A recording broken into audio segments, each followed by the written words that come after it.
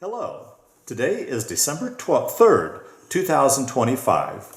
I'm meeting today with Mr. James Finnesy at his home in Dacono, Colorado.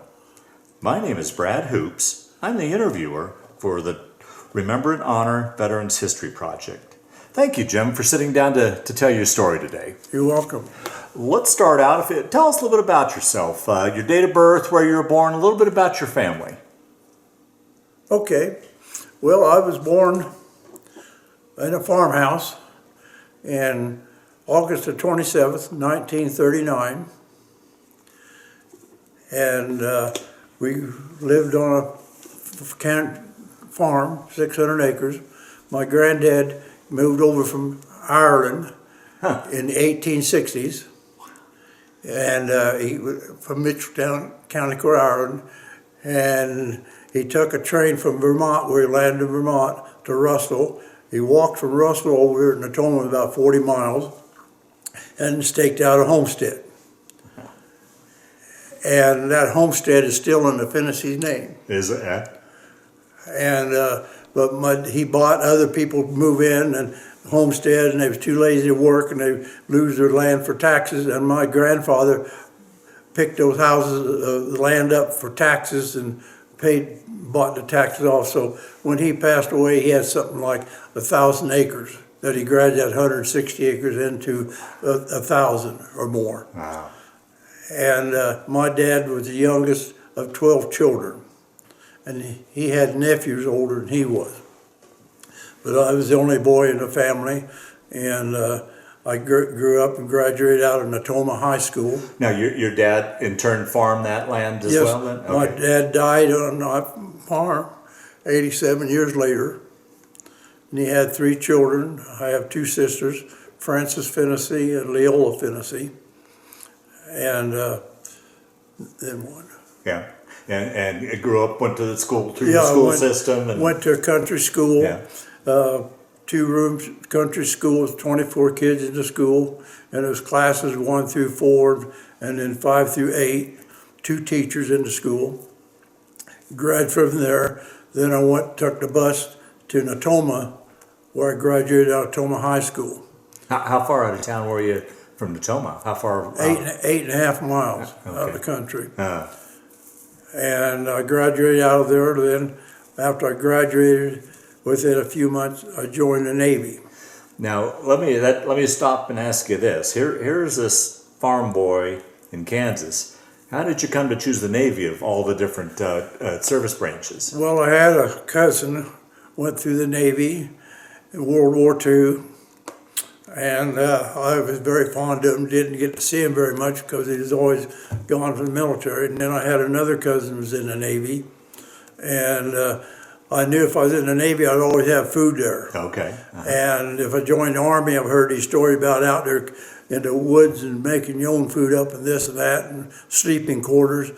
And I knew on a bed, I'd always have a good bed when I was in the Navy. Fair enough, yeah. Now, off camera before we started this, you told me a story about your principal and when you were graduating. Would you like to tell that story? Well, yeah.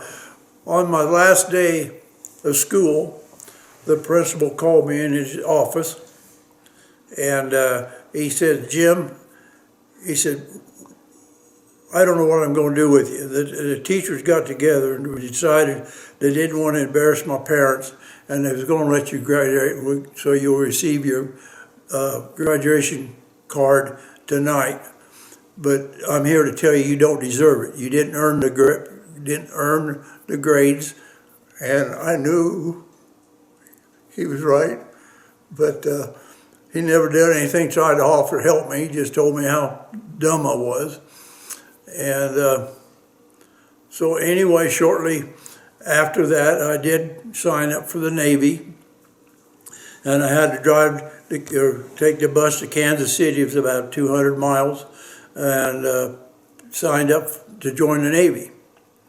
And of course, we had to take a test there, entry test. And there was about 6 people of us from Kansas on a little 2-prop plane was going to take us to San Diego to boot camp. And but we had to take a test. And I took that test, and the guy come out and said, well, everybody gets on the plane except Finnesy. You go home. And I walked up to him, he said, you flunked your test. And I walked up to him and I said, sir, I'm a very slow reader, and I didn't get done with your test. And I could see him in the front of his house with a big window and a little shop he's in. And I saw him pull my test papers out of the waste paper basket because they grade everything on IBM, and he didn't even look at it. And he graded it by hand, and he come back out and said, get on that plane. There's nothing wrong with you. He said, you answered 40 questions, you got 40 right. Wow. So anyway, I was on the plane and landed in San Diego. Now, was that your first plane ride? Had you been in? Yeah. That was my very first plane ride. Yeah. Then I was at boot camp in San Diego, and the same thing happened there. They marched in to take our test, and the guy told me I had the lowest score I was ever loaded, and told me to go home, go back to the barracks, to pack my clothes, and ship me out on the next flight home, fly me back home. And Guardian Angel, I guess, was looking after me, because when I got back to the barracks, my company commander was there. It was a chief petty officer from the Korean War, and they asked me what I was doing there, and I told him what happened, and he said, you follow me, you just leave your clothes where they're at. And he walked me clear across the base and introduced me to the psychology captain of the psychology department in the base. And he gave me a test, it was an hour long, and the test had all kinds of questions on it, but there's no writing on it. It was the pictures. This is to this, as that is to that. And you had just a couple minutes to answer each question, and it's for an hour long I was taking tests. And after I finished the test, he said, there was nothing wrong with you, you got a 96, whatever that meant. That's all he ever said. So he said, you got time, place in this Navy for you as long as you want to stay. So I spent 48 months in the Navy and aboard an aircraft carrier. Well, we're going to get on to that story, but we need to stop here and talk about these incidents. It wasn't that you were dumb; they just didn't know that you had dyslexia, right? Yeah. Yeah. They didn't know what it was back then. Yeah. Well, so I wiggled through 48 months in the Navy, come out with a 4.0 record, Wow. a perfect record, and when I got home, I heard him talking about dyslexia. And then I realized that's what my problem was. My reading problem was dyslexia. Wow. And Yeah. So back at boot camp, how was that transition for you? One, being probably the furthest you'd ever been away from home. I don't know if you had any sort of tinge of homesickness at all. And two, how was that going from civilian life into military life? Was that much of a challenge for you, or how was that for you? it wasn't, I grew up with very good parents, very strict parents, and you learn to take orders. And my dad always preached to me every day of my life, many times every day of my life. He says, son, he said, if you're wrong, he said, by God, you admit that you're wrong, you take a new stance, and you make it right. That sounds like pretty good advice. But then he added to that. He said, but if you're right, he says, you fight till hell freeze over, and then you get on top of the ice and fight. And that sometimes to some people sound pretty good, but after I got out of the Navy and after I got married, and it seemed like I was always in an argument about something on various jobs and I've ended up, after I retired, after 52 years as an electrician, and half of those 52 I worked for myself with Finnesy Electric, an electrical contractor in Boulder, Colorado.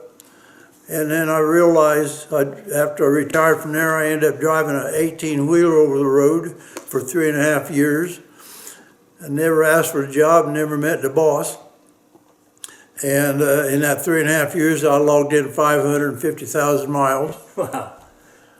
And now I've lost my train of thought. Yeah. Well, you're talking about that advice, how that advice your dad gave you after all those years. Well, my dad was extremely honest. And if you was ever lied to him or cheated him, he was done with you for life. And I guess he expected the same from me. And then one day I was driving that truck and I got to thinking about all this stuff, and then it dawned on me, said, who says I'm right all the time? So then I started changing my feelings about things, and things worked out a lot better, and I avoided a lot of arguments, and I looked into what other people's beliefs was and things like that, and that's really helped me through life. That's good. One of the things I learned and all that is I was reading a bulletin, and there was a daily bulletin they had for the families to leave when they left church, and somehow I looked at that, and it says, your tongue is your worst enemy. And that got my attention. And I started studying more, and it comes out of the Bible, St. James in the Bible, and I think I memorized all that because it really has helped me in life. Yeah, very good. Well, let's back up and get into, so you get through boot camp. Take your story from there. Where'd you go after boot camp then? Well, I spent 48 months aboard the USS Shangri-La, CVA 38, and I was on that 48 months, I was around the world. I made cruises all the way to Japan, Okinawa, Philippines, the Far East, come back, went in the shipyard for 4 months, then we went around the Horn and took a load of gold in San Francisco, spent 2 weeks loading gold on the ship and putting it down in the bomb shelters. And we took it around the Horn of South America, stopped in all the ports going around, seaports going around South America. And we unloaded the gold, and they unloaded the gold in New York. And they took it to Fort Knox. And they figured that was the safest way to get the gold into Fort Knox.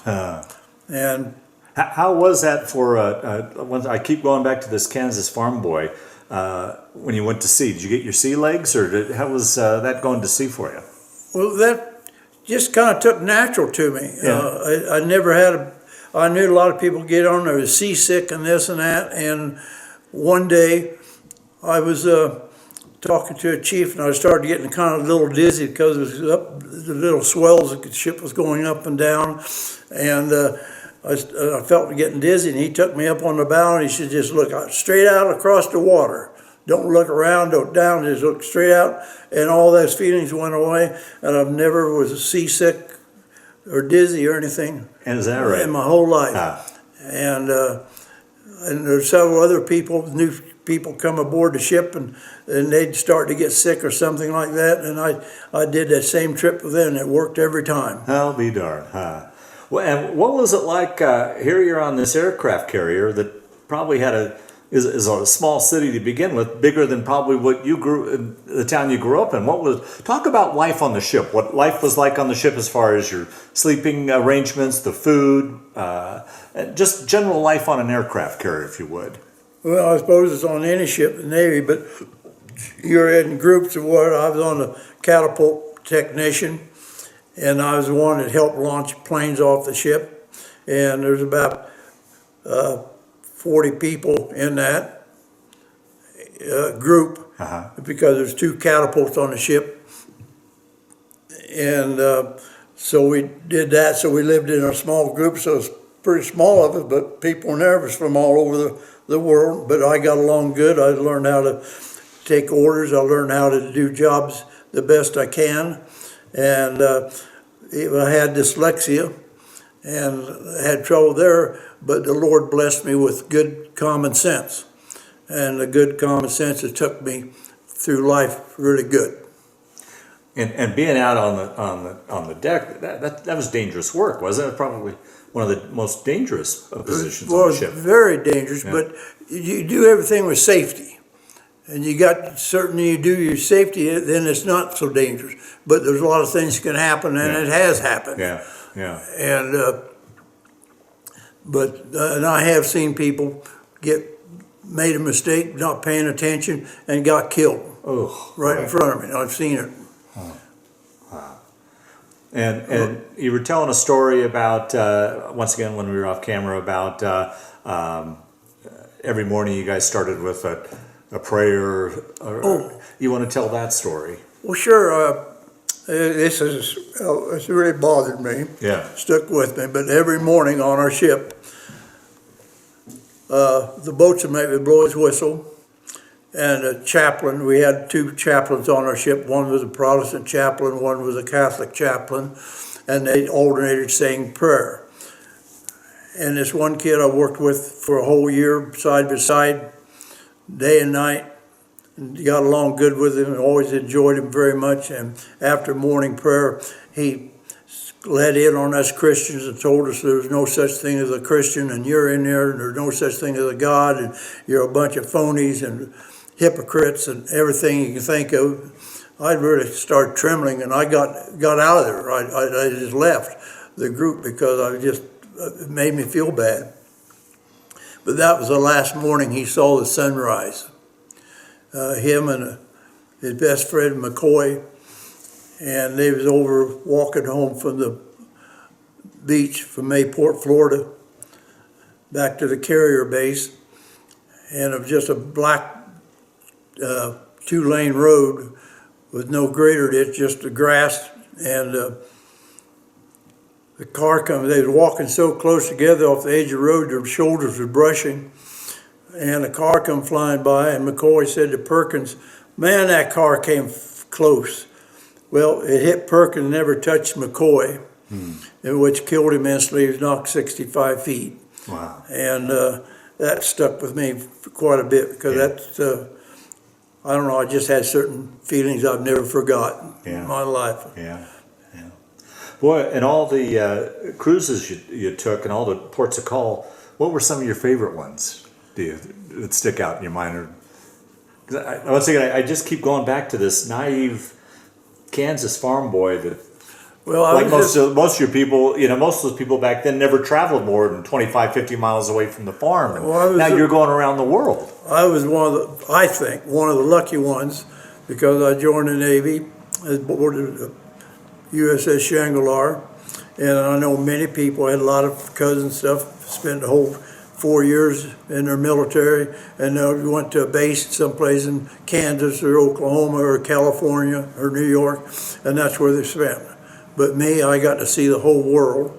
And when we got back from in the Far East, it was in the Philippines, Okinawa, Japan, Yokosuka, you name it, come back and went around the Horn of South America, and we pulled in many ports around that cruise.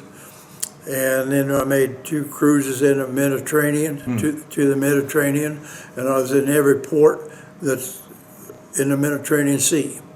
And if we weren't there, they called it peacetime when we were there, but I didn't know it, because we were always putting out little fires. Like in 1958, our carrier in Yokosuka, Japan, and China, our carrier shot down 5 red MiGs. Really? But we was the only carrier in the fleet over there, and that's when the Chinese nationals and the red MiGs was going at it, and the United States was backing the Chinese nationalists.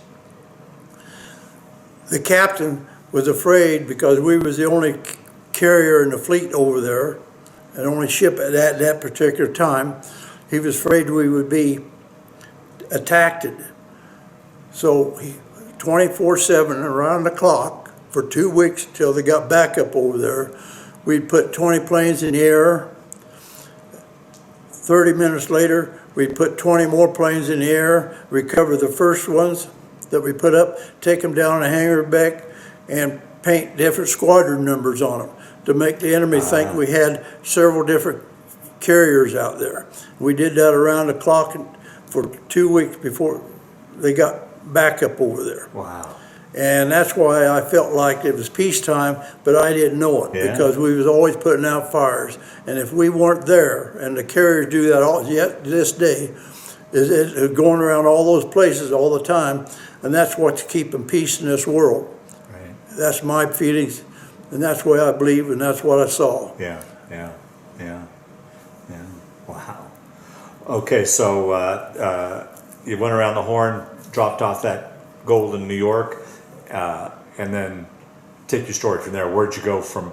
Is that when you went down to the Caribbean? Yeah, well, one time we get us back, we've spent 9 months in the Mediterranean Sea, and we all come back, and when we all come back on a world cruise like that, most people take leave, and this is in September, and so 3/4 of the crew took leave. Well, I didn't take leave because I was going to go home at Christmas time, take my leave, and this was in September.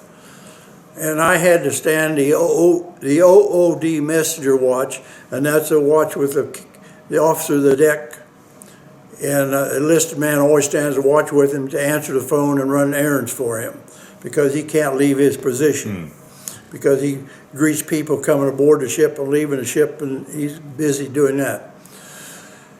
And it was 11 o'clock at night, and the phone rang, and I answered the phone, and it was JFK on the other phone. Really? And he said, wanted to let me speak to the captain. And I handed the phone to the officer of the deck and said, this is JFK, and he thought I was jostling with him, and he made fun of me. I said, no, this is for real.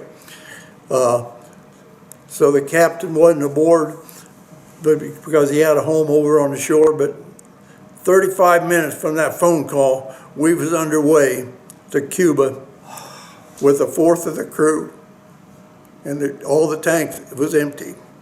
And we worked around the clock, bringing planes aboard. The people that took leave, there was already, when they got home, there was a telegram already there for you to return back to your duty station. Don't even spend the night.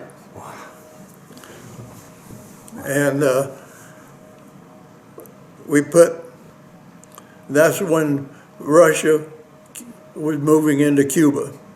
And JFK ordered Russia out of Cuba. And my parents didn't know it, none of the friends know that. They just think, well, they just friendly and politely left Cuba. Well, that was not the case. They put 2 captains, we put an admiral on our ship, a direct line to the president. They put 2 planes on the catapult. We had 2 catapults to launch the planes. The planes was loaded with nuclear bombs with a warhead energized. Every 30 minutes, they would change a pilot in that plane so they didn't get fatigued sitting in that little plane.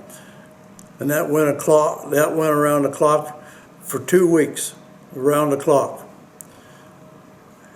And at that same moment, same time, I had a brother-in-law in the Air Force, and he was a navigator on that big C-47 jet the Air Force had. And he was telling me they was flying around Russia at that same time, and their planes were loaded with nuclear bombs with the warheads energized.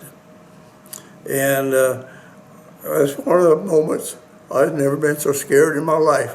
I was praying around the clock. Yeah. Because we've had 2 naval task force down there floating around, steaming around Cuba. And also they had submarines, and everything the military had was down there in Cuba. And eventually Russia backed down and got out of there. But that went on around the clock for 2 weeks. So were you guys getting word on what was going on, how negotiations or whatever would? No, you had no idea. Just they don't tell you anything. Yeah. In the military, at least when I was on our ship, they'd tell you what to do, and you did it and didn't ask questions. You just say aye, aye, sir. Yeah, yeah. And they'd tell you what was going on, the readings or any of that thing. A lot of that stuff I learned after I got out of the Navy. Wow. After I was discharged. Yeah, right. But I know I was extremely scared, and I was praying 24/7. Yeah, yeah. So you were under general quarters that whole time period, pretty much, yeah. And your general quarters station was out on the catapult as well, or? Yeah. We'd take orders. We'd get a short sleep, but somebody else was there to cover you. You could launch. We could launch on second notice. Wow. And that was, that's something, if you live that, you never forget. Yeah, fair enough. Understandable. And that was just, I just give God credit that God answered my prayers. Wow. Yeah, so the Russians eventually backed away, and take your story from there. Once everything kind of died down a little bit, or what? Did you stay in that area for a while afterwards? Well, no, it was definitely, when that was all cleared out, we pulled out. There's always ships around there all the time. Yeah. And we go into different oceans throughout the world. But if we weren't there, there wouldn't be peace. Yeah, right. Yeah. And but then come time for me to get discharged, and we got discharged.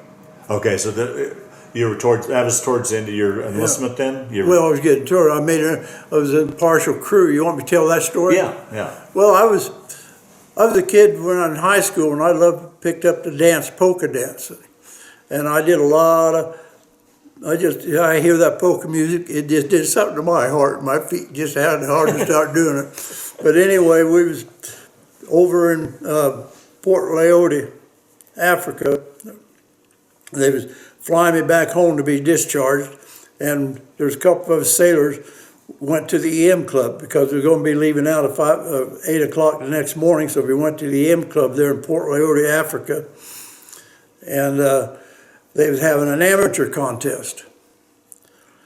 And one guy maybe get up and play a guitar, and somebody else in the audience could sing a song and something favorite and did something. And then they come to our table and said, anybody got any talent you want to share? And we said, no. He started to walk away, and I said, wait a minute, come back here. I said, if you can find one of those soldiers' wives over there to do the polka with me, I'll do the polka dance for you. He said, just a minute. So he goes over and asks some of the wives of the soldiers there at the M Club, and this one gal said, yeah, I'll do it. And he brings her over there to him and introduced me to her. And I asked her, I said, well, what type of a polka do? Do you do the Polish style or the German style? And there's different styles. She said, you lead and I'll follow you. And I was thinking right then, honey, you must be good. So anyway, we go up and ask the band, there's a French band they're playing, and I asked him to play the beer barrel polka for me. And he couldn't understand English. And I said, da-da-da-da-da-da-da-da-da. He said, oh, I know that. And I said, okay. I said, you play it relatively slow until I get our steps together, and I dance around. And I said, when I wave at you, I said, you let her rip. And boy, he did. And about that lady could dance like it's like we've been dancing together for 100 years. And anyway, and then afterwards, after everybody done their deal, they'd have a prize they'd give you for the winner. And they decided who the winner was. The crowd helped them clap when they called our name. And so anyway, when they called our name out, everybody jumped up and started whistling, clapping and yelling and this, so we won. And anyway, they gave me a quart of whiskey. And I took it, I was leaving, and I took it over and give it to her and her husband. You know, and I asked her, I said, where are you from? She says, I'm from Minnesota. And I said, and I was from Russell, Kansas. And so there's this band back there when I was in high school called Six Fat Dutchmen, and they was from Minnesota, and they go down to Victoria, Kansas every month and play, and I just loved their dance and music. And I asked her, I said, have you ever heard of the Six Fat Dutchmen? She said, I grew up dancing with them. And so anyway, the next morning we was on flying, they flew us back to Norfolk, Virginia, and then I was discharged there. And then I went back to farming, and then I got married a year later. Well, talk a little bit about that, how you met your wife and wooed her and all that. Well, I met my wife, Marianne Coulihan, and I knew her since she was a little kid because we went to the same church together there in Plainville. And but then and I dated her for 4 years, and then we decided to get married.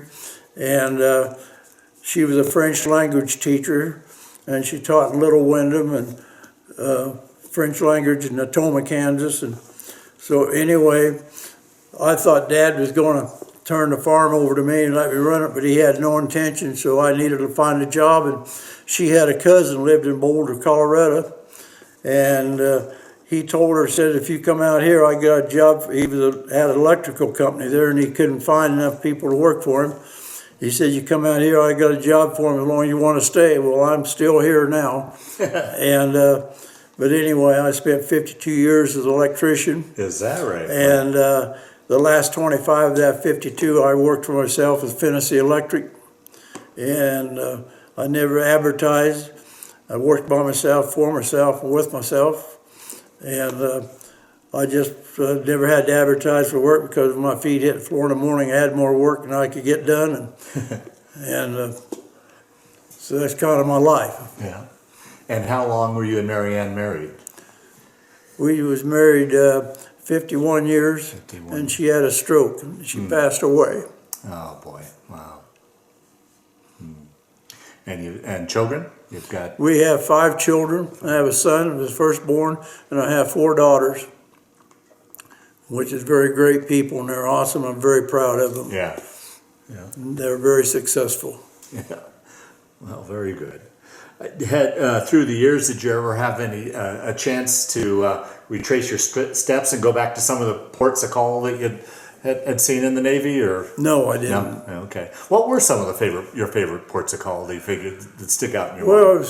you can imagine a farm kid Yeah. living a very, I don't know, Isolated life. really. insulated life. Yeah. And back there then, we just took care of our farm. And, Right. and I grew up and Dad always had work on the farm for me to do. Milk 5 head of cows every morning and night by hand, no electric milkers. Had a lot of fence to repair and fix up all the time, and raise feeder for the cattle. We wintered about 85 head of cattle through the winter, and we put out about 100 acres of wheat every day. So there's always work on the farm, no time to play around. And were just coming, when you were born, they were just coming off the dirty 30s too, right? I was born in 39. Yeah, But I was born, never went to hospital. I was born in the house. I'll be I done. was born out, an osteopath out of Osborne, Kansas, had come out and delivered me. Oh, And I was one of the healthy ones. I never had to go to doctor appointments or anything like that. yeah. Through the years, did you ever keep in touch with any of those guys you served with? Was there any like ship reunions or anything like that? No, I tried to keep in touch. I wrote a couple letters to one of my favorite guys. We worked together on the ship a lot, but that ended real quick. Lost track of him. Yeah. And so I just lost track of all the people that I was on that with. Yeah. They was from all over the world. Yeah, sure. Yeah. Or all over the United States. Yeah. On there. Yeah.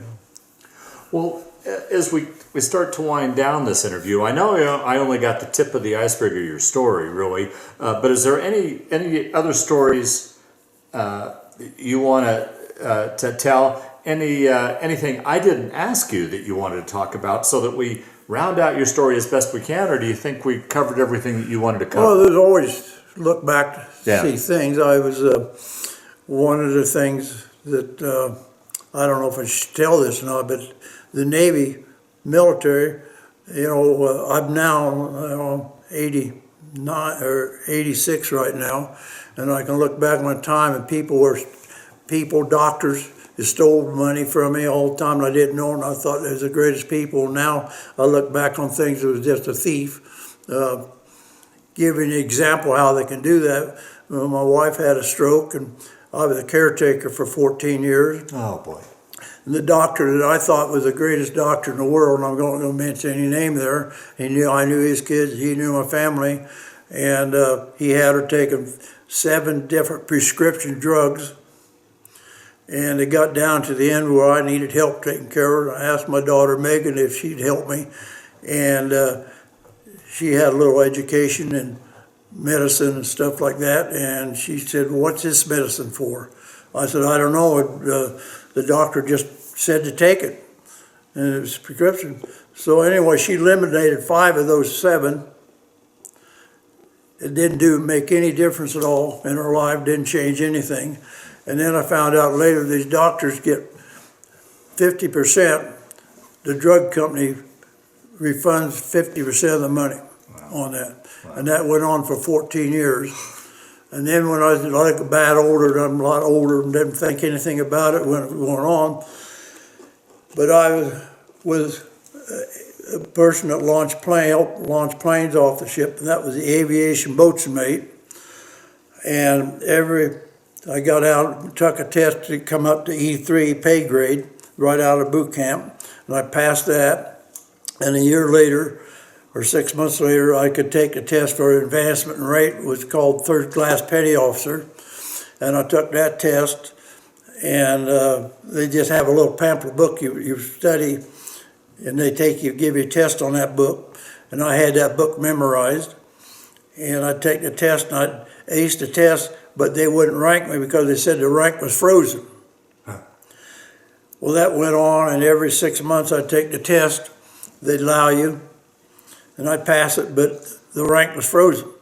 But there's two other people that I work side by side with as on the catapult technician, launching planes, and somebody set them wise to the fact and should have taken a test for aviation boatswain mate. They took the test for AE, that's aviation electrician mate. Well, they passed it, and they got ranked third class, but they didn't change them to working in the rank of aviation electrician mate. They kept on working as an aviation catapult, in the catapults, working side by side me.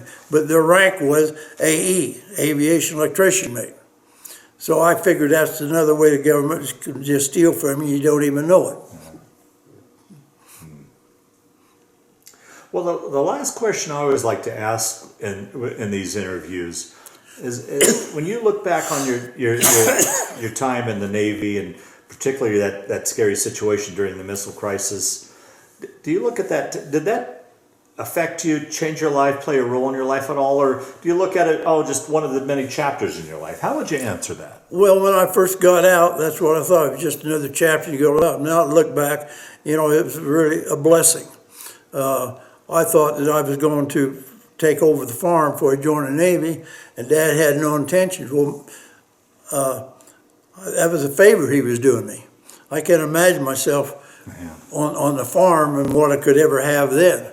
And I became a Master Electrician, spent 52 years as an electrician, and I've done very well. And I sent 5 children through school. They all got a college degree. They're very successful. And I think I'd have one heck of a time doing it as a farm in Kansas, the farm we had. So I think Dad was probably doing me a blessing. I didn't see it that way at that time, but that's kind of the way I look at it now. Yeah. And through the years, as you studied up on and learned more about the Cuban Missile Crisis, you're right in the thick of it there, and it terrified you. Did it terrify you more when you learned more and more about what truly was going on as you learned about it through the years? Well, yeah, there's times I think about it now, and I really sometimes start shaking about it, because if those planes was launched, there'd have been a nuclear war. Yeah. Because all that pilot knew on that ship, he got on, he had a map, and that map had an X on it. He was to drop that bomb on that X. And they didn't discuss anything with us people, the high authorities. Yeah. All they would want something done is they do this. You didn't ask questions, and you'd say you do it and say aye, aye, sir. Yeah, right. Wow, unbelievable. Well, Jim, I want to thank you for sitting down to tell a fascinating story, but as well, I want to thank you for your service to our country. Thank you. I appreciate it.